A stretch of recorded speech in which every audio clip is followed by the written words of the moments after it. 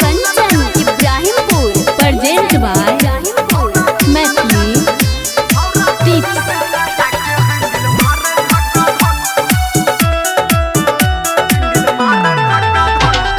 नाचो एले नाच के नचनिया रे आ नया नया छोरी तो बपुनिया रे देखी नाचो एले नाच के नचनिया रे आ नया नया छोरी तो बपुनिया रे आगे तू झटके में भगेले अनहरिया भक्का भा आ छोरा इंजन में लगा के हैंडल मारे धक्का धक छोरा इंजन में लगा के हैंडल मारे धक्का धक छोरा इंजन में लगा के हैंडल मारे धक्का धक धक धक धक। Maa Gayatri recording studio by Vikesh भोजपुरिया।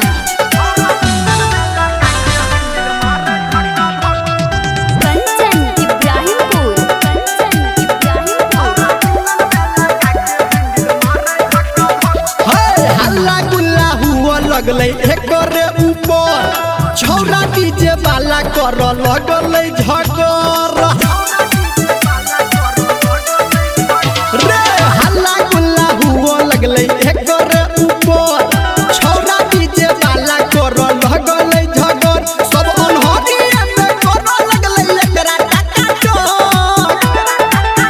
छौरा इंजन में लगा के हैंडल मारे धक्का धक छौरा इंजन में लगा के हैंडल मारे धक्का धक छौरा इंजन में लगा के हैंडल मारे धक्का धक धक धक धक। Kanchan present by Maithili tips.